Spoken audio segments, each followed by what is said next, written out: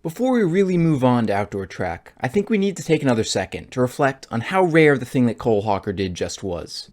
You might expect that the fastest runner would win all the titles every year, but winning both the mile and the 3K in the same season is rarer than you might expect.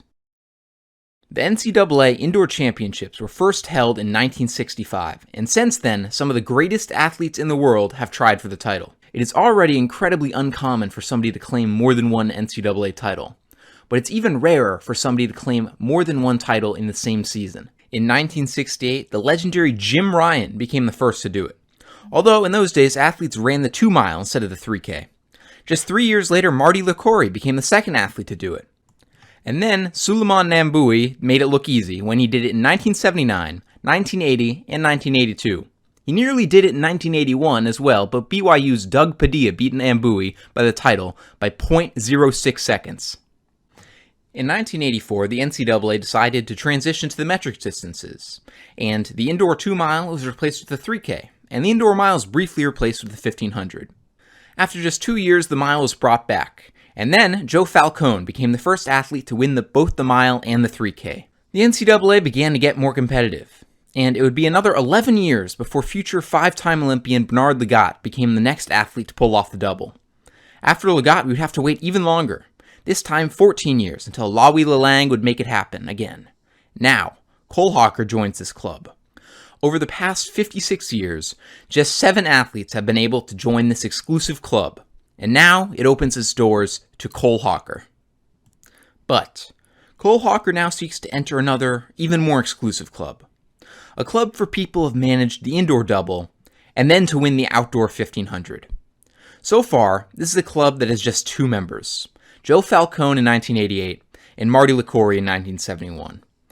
If Cole Hocker can win the 1500 this outdoor season, it would be the first time that this has happened in 33 years.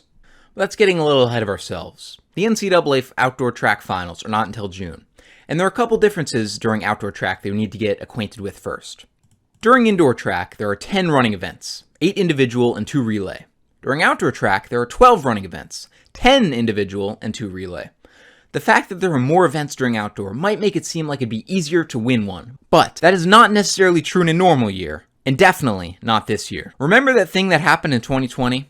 It had 2 side effects that could make this the most competitive outdoor track season in NCAA history. One side effect is that a lot of runners who had planned on using their final season of eligibility in 2020 have instead decided to take an extra year to train and come back and use it in 2021. The other thing is this. The cross-country championships, which are usually held in the fall, were moved until just 2 days after the indoor track championships. This led to many situations where some of the top athletes in the country were unable to compete during the indoor championships, including somebody very important, who we will come back to later. During outdoor track, there is no mile. Instead, there's the 1500, which is a similar event, but it might take some getting used to for a first-time runner. Cole Hocker runs his first ever 1500 at the Hayward Premier, where he comes in first with a time of 3:38.99. This might lead you to wonder, is that any good? First place is always good, especially when you're getting first place against this field, which is composed entirely of people who have made it to the NCAA championships in the past, and 3:38 is definitely good for somebody's first time ever running a 1500. Except it's not exactly Cole Hocker's first time running a 1500. If you remember back to the Tyson Invitational race where Tier and Hocker both went under the collegiate record, there was a clock set up at the 1500 meter mark of that race, because people in Australia do not know what a mile is. Using that, we can see that during that race, Cole Hocker split a 3:35.63, which makes this new time of 3:38.99 seem a little less impressive. But it is still very early in the season, and this meet is not even over yet. Similarly to the Tyson Invite, Hocker is also running the 800 this meet. That Tyson Invite race is the only time he has run the 800 so far this year, and he did pretty well, setting a new personal best of 1:48.44. However, that time does put him behind 4 of the other athletes in this race, including Festus Lagat, who ran 1:45.5 back in 2019 to get himself 3rd at the NCAA championships. After 1 lap, Hocker is in 6th place. This makes sense, considering the strength of this field and the fact that it's not his best event, and he has just run the 1500. But his first lap is 52.8, which is far faster than the 56.1 that he split after he won his heat back in the Tyson Invite. If Hocker could hold this pace, he could end up with a new personal best. Well, sometimes you end with a new personal best and also a win. For this next race, at the very least, I can guarantee a personal best for Cole Hocker. Because of the Oregon relays, he is running the 5,000, and for the first time all year, it is the only event he has to worry about at this meet. Which is good, because this race is some of the most intense competition that Cole Hocker has had to face yet. The race is taken out quickly by Neil Gorley. Gorley is not a college athlete, at least not since he graduated in 2018 and went pro. Now he is helping out at the Oregon relays, where he just helped pace the 1500 and is now pacing the first mile of the 5K.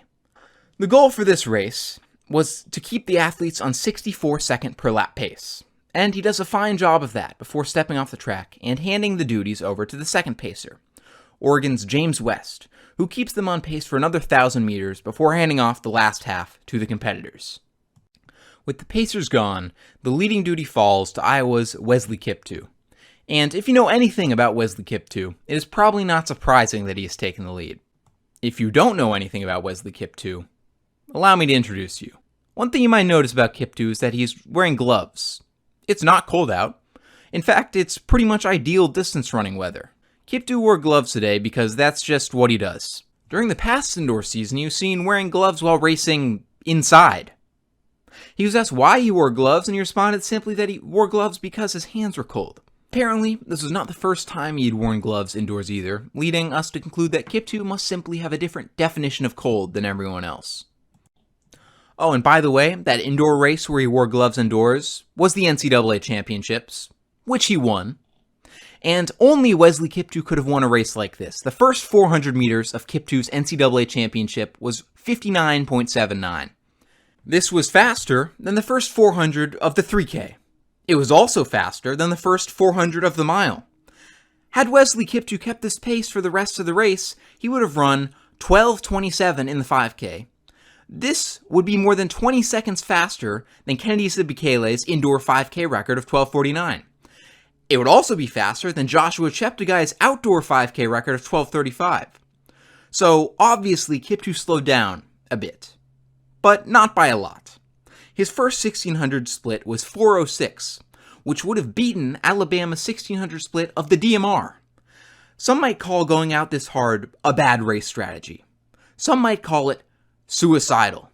But who am I to criticize the man's race strategy when it led to him winning an NCAA title by 6 full seconds?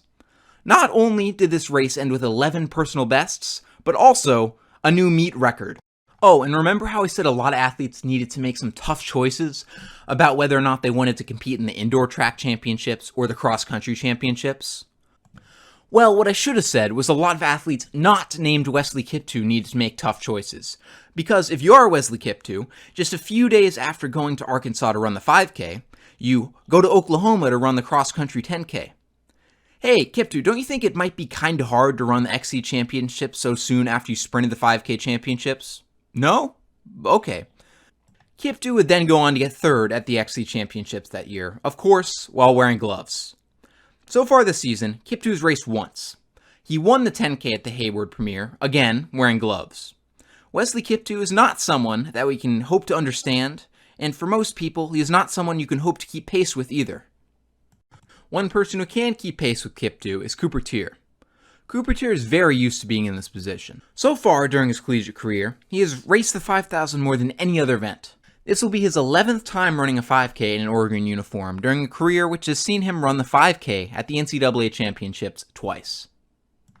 But if Cooper Teare wants to win this race today, he will not only have to hold off Wesley Kiptoo, but also the other Iowa State runner who has unsurprisingly managed to stay with this pack, Edwin Kurgat. Kurgat has had a long and successful NCAA career. During his 2019 cross-country season, Edwin Kurgat raced 5 times and won every single one of them, including the championship race, which we won by a convincing margin. Kurgat's indoor track campaign got off to a very strong start while he ran a 13:24 5K, a 7:49 3K, and a 3:58 mile before very nearly competing the sweep at the Big 12 championships. But isn't there someone else in this race? Cole Hocker has never run a 5,000 on the track. The last time he ran a 5,000 was during cross country, high school cross country. He had a pretty dominant season his senior year in which he won every single race he ran except for one. But even with the level of high school dominance, the best time he ran was 15 minutes. A 15-minute 5K is great for a high schooler, but when you compare it to his competition, which features people like Kiptu, who can set meet records, or Kurgat, who can spend entire seasons not losing a race, or even Atir, who despite losing to Cole Hocker that one time in the 3,000, has a pretty great history when it comes to the 5K. And with 200 to go, all four of these guys are still in the race. Atir's done a great job leading the pack to this point. But the winner will be the person with the best finish. Gonna keep him? No! Hocker makes it to the outside. He finds room, makes the move. Hocker, just like he did in the 3,000 meters, is gonna blast it to the final finish line. The Ducks go 1, 2. Cole Hocker's time of 13:19 is a new meet record. In fact, the top 8 runners in this race all ran under the old meet record. The 5,000 is not even Cole Hocker's primary event. For his next race, Cole Hocker will attempt to improve his standings in the 1,500. So far, Cole Hocker is undefeated for the season. He has gone down to the 800 and won there, and he's gone up to the 5,000 and won there too. Interestingly, the only race he has run this outdoor season that you could call even a little bit disappointing is his main event, the 1,500. Over this past year, Cole Hocker has had to face some of the best that the NCAA had to offer. But so far, he has not had to face the best. This is Yared Nuguse.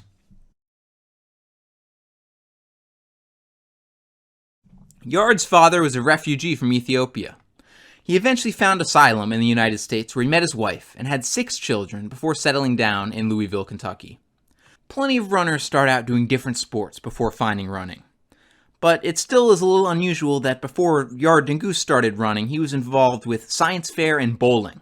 But once he started running, he was great, and ended up winning the Kentucky State Cross Country Championships, and won the 800, the 1,600, and the 3,200 at States his senior year. Hey, Yared, what do you study in school? Oh, you want to be a dentist. Yared, what do you do for fun? Play Nintendo and draw, I see. Hey, Yared, do you have any pets? Oh, a tortoise. What's its name? Tyrosine. What's that mean? Your favorite amino acid? Yared, you're kind of a huge nerd. What's your favorite sport? Fencing? Aren't you literally a runner? Oh, I understand. I don't know many notable runners either. Because I feel like Bulbasaur kind of encapsulates me a little bit. Despite the fact that Yared Nuguse may not know too much about running, he sure has had a fantastic college career so far. In 2019, Yared Nuguse was in his second year of college, and he had himself a season. He started the season at the beginning of February with a win in the mile at the Mayo Invitational. And then he ran 3:57 at the ACC Championships to win in a new facility record. He also anchored his DMR to victory in 3:59 at the ACCs. Then, at the NCAA tournament, he anchored the DMR to victory again, this time in 3:56. He would start the outdoor season by winning the 800 at the Stanford Mile Invite with a new PR. In April, he raced the 1,500 at the Brian Clay Invitational and placed 3rd. That may seem a little disappointing, but one of the people he lost to was Oliver Hoare. Ollie Hoare is a lot of things. Australian, Big Ten record holder, and, most notably, defending NCAA champion. Yared then won the 1,500 at the ACC Championships, and then, on June 1st, it was Yared's birthday. Hopefully, the birthday wishes will be enough to get him through the NCAA Championships. Nuguse's semi-final heat of the 1,500 was very competitive, with just 0.38 seconds separating the winning position from a non-auto qualifying position. Yared Nuguse ran his last lap in 56.28, which was not quite enough to pass the winner of the heat, who was, of course, Ollie Hoare.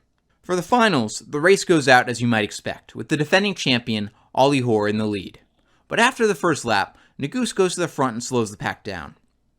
Going into the final lap, less than a second separates first place from last. This race, like many others, will be won by the person with the hardest finish. Away from the pack, that's the way we've seen him do it his whole career at Arkansas. Kiprotich now with a head of steam in the front. Cameron Griffith trying to make a move on the outside, or does not have an answer, but Nuguse does. Yared Nuguse trying to catch Kiprotich, and he may have done it. With a seemingly impossible kick, sophomore Yared Nuguse is an NCAA champion by 0.003 of a second. Nuguse was all set up in 2020 to make a go at the indoor mile title after he won the ACC championships in 3:55. But again, for whatever reason, that meet was canceled. In 2021, he did not win the mile title, but that was because he was busy getting 23rd at the cross-country championships to help secure his team an impressive second place. So far this season, he has only run the 5,000 at the Raleigh Relays, a race he won by 3.5 seconds. Yared Nuguse has not run a 1,500 since he won the NCAA championships in June of 2019. And he's not run less than 5K all year. Cole Hocker is only running the 1,500 this meet. He will be fresh, and he only has to focus on one event. Does Cole Hocker have the endurance to stay with Yared Nuguse? And does Yared Nuguse have the leg speed to hold up against Cole Hocker? Let's find out. It was a neck-and-neck finish. At the line, 100th of a second is all that separates Nuguse and the Oregon Duck.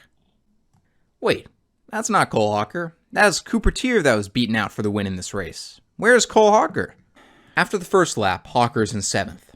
After 2 laps, things have stayed the same, with Hocker still in 7th. At lap 3, Cole Hocker is in 6th, which may seem like an encouraging sign. But this race had 2 pacers, so even if it seems like Cole Hocker's moved up a place, 2 runners have just dropped out, so really he's moved back. Cole Hocker's last lap was 55.663, which is a pretty hard kick. But it was not the fastest last lap, which of course belonged to Yared Nuguse in 55.624. That means that not only did Yared Nuguse have the better endurance, but he also had the stronger kick. This race was probably disappointing for Cole Hocker. He was not the fastest person in this race. He was not even the fastest person on his team in this race. On top of that, he has broken his winning streak. But even with this disappointment, Hocker's 3:36.47 is the 4th fastest 1,500 in Oregon history. But at this point in the season, the times no longer matter. As Cooper Teare said, this race is the last fun race of the season. From now on, all that matters is the win. The 2021 Pac-12 Championship is a 3-day meet, and the first event of the entire meet is the men's 1,500 prelim. Cole Hocker is not racing the 1,500 at this meet, but Cooper Teare is. Cooper Teare, of course, unsurprisingly, cruises to victory in his heat. For the championship, Cole Hocker will be running the 800 and the 5,000. Cole Hocker wins his heat of the 800 to become one of 3 Oregon men to advance to the finals.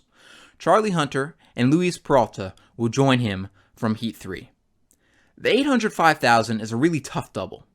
The start of the 800 and 5,000 are just an hour apart, which gives anyone attempting the double very little time to rest. However, Cole Hocker has done this before. During the indoor championships, the mile and the 3,000 were an hour apart, and that worked out pretty well for him.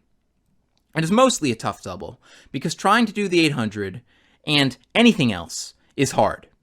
Of the runners in the final for the 800, one of them is also running the 1,500, and 3 of them are running the 4x4. None of them are running the 5,000, because that's crazy. The 800 field is stacked. Not only does Hocker have to compete against his own teammates, including 800-meter indoor champion Charlie Hunter and Dominican Republic 800-meter record holder Luis Peralta, but he also has to compete against Isaiah Jewett. Isaiah Jewett has defied the odds to be here. He was a premature birth who nearly did not survive, but luckily he did. He started running out of a desire to beat his sister at something. Ultimately, though, running is not Isaiah Jewett's biggest passion. That would be anime, which he describes not just as his guide to running, but also his guide to life. He must be doing something right, because even though Isaiah Jewett could not compete during indoor, he has been unstoppable this outdoor season. He began his season at the Trojan Invite, where he ran the 400 by over half a second, and then he anchored his team's 4x4 to victory over the second place team, also from USC. At the Pepsi Florida Relays, he killed the competition in the 800, and then anchored the 4x4 to victory again, this time against actual competition. At the Long Beach Invite, he went up to the 1,500, where he won by almost 8 seconds. And then, at the UCLA Dual Meet, he showed off his mastery of the 8 and the 4x4 one last time. Then, just yesterday, he won his heat of the 800 prelims. So to recap, 3 people who are in this race ran their personal best just one day ago, which is kind of impressive.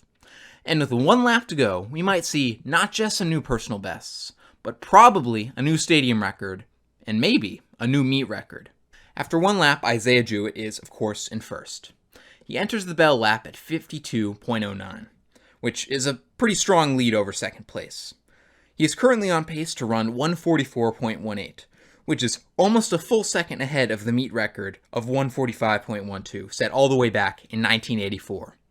Even if he slows down a lot, though, Jewett is almost certainly on pace to crush the Locker Stadium record from 1997. Right behind Jewett is Van Dorp, who crosses this line in second at 52.51, followed by Peralta in 52.75, and then Hocker in 52.9. Charlie Hunter is lagging behind a little bit in sixth, behind Stanford's Miles Smith. They both cross the line a full second behind first place. Charlie Hunter is the fastest PR of anyone in the field going into this race, but at this point, it'll take an incredibly strong kick to get him even onto the podium. 53.07 seconds later, Isaiah Jewett crosses the line in a time of 145.16, 0.04 of a second behind the meet record, which has endured for another year. He did clear the stadium record of 146.31 by a full second, however, although this is far from Jewett's most important accolade. 53.07 seconds for the second lap of an 800 is very impressive. It is faster than the first lap of 4 people in this field.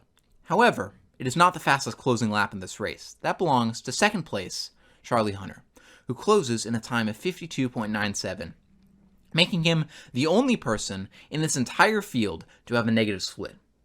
Hunter finishes in a time of 146.34, which is 0.05 ahead of our third place finisher, Cole Hocker. Although Hocker did not win this race, and he was barely beaten out for second, in 146.39, he has claimed a new personal best in the 800. The only other person in this race who set a personal best was, of course, Isaiah Jewett. But Hocker's day is not over. Just 1 hour later, he has to line up for the 5,000. Let's take a look at his competition. Number 1 on the performance list is Cole Hocker. But number 2 on the performance list is our old friend Cooper Teare. Teare has been having a good day so far. He ran the 1500 and came away with a win after letting loose a devastating 53.6 second last lap. We also have Colorado's Eduardo Herrera. Herrera chose to win the XC Pac-12 championships rather than do indoor this past year, and with the season's best of 13:24, he is just a few seconds behind our Oregon duo. And let me introduce you to Charles Hicks. He was second at the Pac-12 XC championships, and things have only improved for him since then. It began at the Stanford Invite, where he won his first ever track 10K, in a time that made him the second fastest British teenager ever. Then, at the West Coast Classic, he won his first ever track 5K. A few weeks later, he doubled at the Cal versus Stanford and came away with a win in the 1500 and the 3000. And then, 2 days ago, at this very meet, he won the Pac-12 championships in the 10,000, a race that he closed with a 55-second lap. So far, Hicks has shown mastery of every distance this season, and is so far undefeated. The race went out a little tactically, and up until the end, it looked like the field, which is comprised of 55 runners on the track at the same time and features 8 guys under 13:43, was going to miss out on the 1998 stadium record. And then, with about 600 go, Hocker makes his move, and his teammate Cooper Teare goes with him. Herrera and Hicks are 3rd and 4th, but they do not quite have what it takes to keep with their leaders. In the end, not only does Cole Hocker break the stadium record with a 13:32, but the top 9 athletes are all dragged under the old stadium record with him. When the meet is over, the Oregon men have secured their 14th consecutive Pac-12 championship, scoring 185 points, which is a championship record. It was a great meet for the Oregon men. Cooper Teare scored 18 points, and Cole Hocker scored 16. These guys may be unstoppable going into the NCAA championships. Let's check in on Yared Nuguse to see what he's been up to over at the ACC championships. Well, it looks like Yared Nuguse is only running the 1500. Well, it looks like he won, but he only won by a second. Maybe he is tired? I mean, Oregon Twilight was just a week ago. That meet had pacers and stuff. Maybe he just can't run fast without help. Based on what I see here, I'm going to go ahead and say that Yared Nuguse might be vulnerable. I mean, Wes Porter is only a freshman, and... What's that? What happened in the prelims? Yared opens up the race quick. By the time he finishes the first lap, he is over a second on second place. That's not that unusual. He's the fastest guy in this race. Perhaps he wants to stay out of trouble. By the end of the second lap, he has a 5-second lead on the field. The announcers are confused. I don't know exactly why he's doing this. This is a prelim. Why would he do this? At lap 3, he has almost a full 10 seconds on the field. Maybe you've started to pick up on what Yared Nuguse is trying to do. Yared Nuguse crosses the line in 3:34.68. This is a personal best, a facility record, a meet record, an ACC record, and a new collegiate record. Yared Nuguse did all this while running by himself in a prelim. Yared Nuguse is not just the fastest 1500 runner in the NCAA this season. He's the fastest 1500 runner that the NCAA has ever had. In 2018, Josh Kerr set the record that Yared Nuguse just broke when he ran 3:35.01. For 3 years, the collegiate record has been painfully close to being under that 3:35 barrier. But it is even worse than that. The old NCAA record, the one that Josh Kerr finally broke in 2018, had been set in 1981 at 3:35.3. Women were not even allowed to run the 1500 in the NCAA until 1982. The entirety of the NCAA has been trying to break 3:35 for 40 years. And Yared Nuguse just did it by himself in a prelim by a lot. The NCAA 1500 meter championship has been running since 1921. The first person to win the NCAA 1500 more than once was Glenn Cunningham. For Glenn Cunningham, this feat was far from the most impossible thing he had ever accomplished. When he was 8 years old, he was involved in an explosion that killed his brother and badly burned his legs. Doctors wanted to amputate them, and doubted that Cunningham would ever be able to walk again. 2 NCAA championships and 2 Olympic appearances later, he showed how far willpower can take you. The next person to do it was Archie San Romani. Romani had a remarkably similar story to his friend and rival Glenn Cunningham. At the age of 8, San Romani was run over by a truck that mangled his leg, and like Cunningham, it was doubtful he would ever walk again. Also like Cunningham, Romani eventually made it to the 1936 Olympics. After that was Louis Zamperini, whose story is told far better in Laura Hillenbrand's book Unbroken. The next people to do it were Michigan's Hume twins, who would attempt to tie every single race they entered on purpose by crossing the line while holding hands. After the Hume twins, there were 3 athletes who managed to win 3 in a row, and Morgan Groth won 2 back-to-back right before the indoor championship became a thing. In 1968, at age 19, Marty LaCouri became the youngest runner to make it to the Olympic 1500 finals. He then won 3 NCAA titles, and then he retired from running and became a jazz guitarist. Right after him was Dave Waddle, who always wore a hat. Then Eamon Coughlin, who followed up his career in running with a mostly unsuccessful career in politics. And then came Sidney Murray, who followed up his record-setting career by getting arrested for embezzlement. And then, after decades of runners winning multiple championships seemingly every year, that would stop. Between 1981 and 2021, there have been exactly 2 athletes who managed to win the 1500 meter championship back-to-back. There was Seneca Lassiter in 97-98, and Mac Fleet in 2013 and 2014. Yared Nuguse now has the opportunity to make it happen for the 3rd time in the past 40 years. But of course, Nuguse is not the only one who wants to make history this season. We know that Cole Hocker has a knack for, against all odds, pulling out a win, no matter the competition. The regional preliminary races feature a predictable assortment of athletes advancing to the finals. Hocker and Tier both qualify in the 5,000. Heat 1 of the 5K ends with Cole Hocker and Northern Arizona's Luis Grijalva slowing down during the last 100 to jog through the line because they both knew they'd qualified. Just like pretty much any preliminary race, the top athletes do just enough to qualify for the next round while trying not to tire themselves out too much. This is true, of course, unless your name is Wesley Kiptoo, in which case you run a facility record in the 5,000 and also the 10,000. he took out the 10K race almost a minute faster than world record pace, and at one point had nearly a 40-second lead on the field.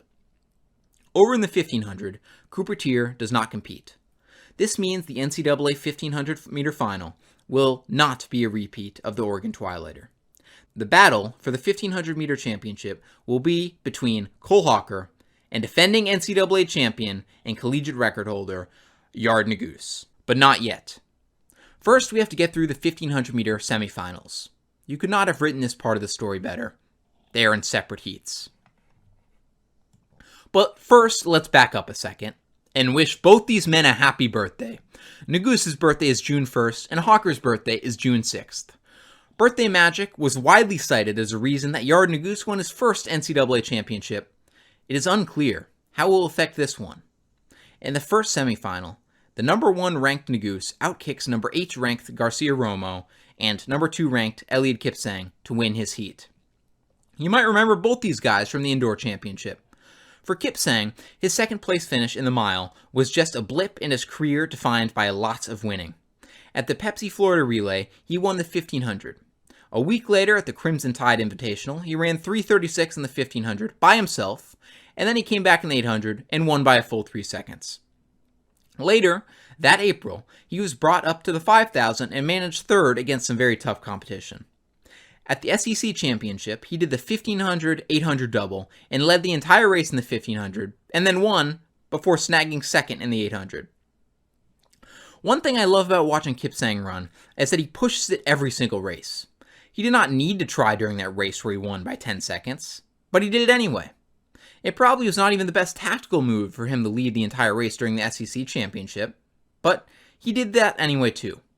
This even extends to the East Regional 1500, an event I skipped over because no one actually tried, except Kipsang, who won both rounds of the 1500, setting a new facility record both times, and running 3:35.49 for some reason in the semifinals, during a race where even Yared Nuguse decided it was best not to challenge Kipsang. Kipsang is the kind of track athlete that is there because he loves pushing his body to the limit.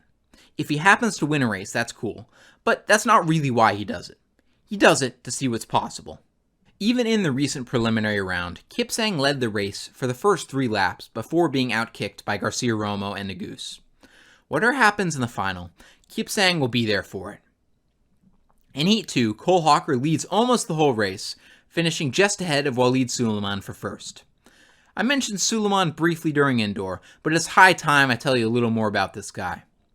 In high school, Walid Suleiman was a 10-time Virginia State champion and 2-time All-American. He very quickly adapted to college training and ran at the NCAA championships his freshman year. His sophomore year, he picked up more accolades, including claiming the school record in the mile. And before his junior year was taken for him, he was seemingly headed for another standout year. Now, Walid Suleiman is back. Just 2 days after finishing third at the Indoor Mile Championships, Suleiman ran in the NCAA XC Championship Finals. And after a little time to recover from that, he started his outdoor season off hot. At the Joe Walker Invitational, he beat his teammate Mario Garcia Romo to win the race in 3:36. He then won the 800 at the UT Tom Jones Invitational. At the Maroon and White Invite, he ran the 800 again, and his winning streak ended when he placed second. But that is only because first place was claimed by Marco Arap. Although Marco Arap was not yet world champion in 2021, he was still Canadian national champion and 144-800 runner. He was also no longer an NCAA athlete. Suleiman's SEC championships did not go quite as well as Kipsang, but Suleiman still did manage a strong second place finish in the 1500 and fourth place in the 800. And now, he's made it to the NCAA finals. The championship is held at the Oregon track, meaning our 2 heat winners, Hocker and Nuguse, will get to face off in the exact same place they did a few weeks ago. The gun goes off, and Eliud Kipsang goes right to the front, but then seemingly changes his mind and lets the lead fall to Yared Nuguse. Nuguse does not really follow running, so he might not know the story, but I do. In 2018, defending 1500-meter champion Josh Kerr set a new NCAA record, and then lost the championships. Despite the fact that Kerr had run 3:35 that season, he ran 3:45 in the championships. When you let the race go slow, you risk getting beat at the line. And in Kerr's case, he was beaten not only by Oliver Hoare, who had a personal best that was 2.5 seconds slower than Kerr's, but he was also beaten by Vincent Ciotti, who had a personal best over 7 seconds slower than Kerr's. Yared Nuguse may not know this story, but he's a smart guy, so he knows that it's to his benefit to make this race fast. The University of Washington, but Notre Dame coach Sean Carlson said he wanted Yared Nuguse to go to the top and never relinquish it, but I think it was a little bit slow in that first 1,200 meters. Hocker now trying to get back into position. He was bumped and got a little off stride. Kip saying you just don't know what he's going to do, and he has the legs for this. Here comes Nuguse, the defending champion, and Hocker right there. Well, Cole Hocker has come back on quite a few people this season. He's an outstanding kicker with 100 meters to go. We'll see who's got some left. Right now it's Hocker. And Nuguse right there, the defending champion, doesn't have the answer, and Oregon's going to score 10 right here. Hocker wins it, Nuguse second, Suleiman third, and Kitsang fourth. The freshman pulls off the victory here at home.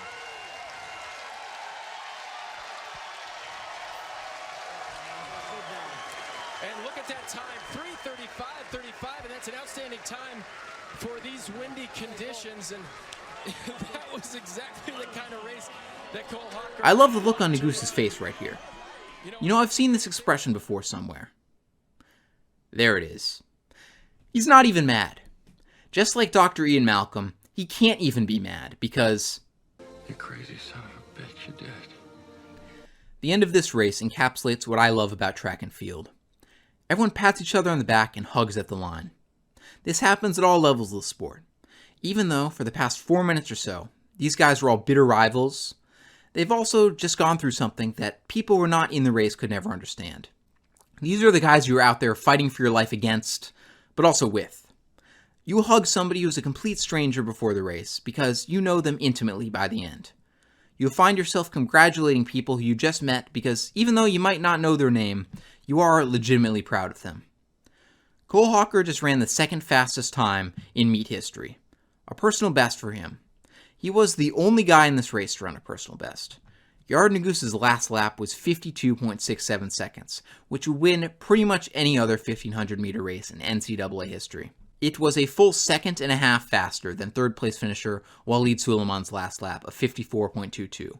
But even this blistering pace was not enough to beat Cole Hocker's 52.2 second lap. That is a pretty crazy split. You know the craziest part? Hocker's day is not over. The men's 1500 started at 5:11 p.m. and the men's 5000 starts at 6:55 p.m. That's an hour and 44 minutes. Hocker has surely become used to quick turnaround times, but he has also never run 3:35.35 in the 1500 before, so maybe that'll take its toll on him. I can tell you right now, though, this 5000 will be a fast race. We have seen a few races that have pace setters. These are people who have entered the race and do not intend to finish.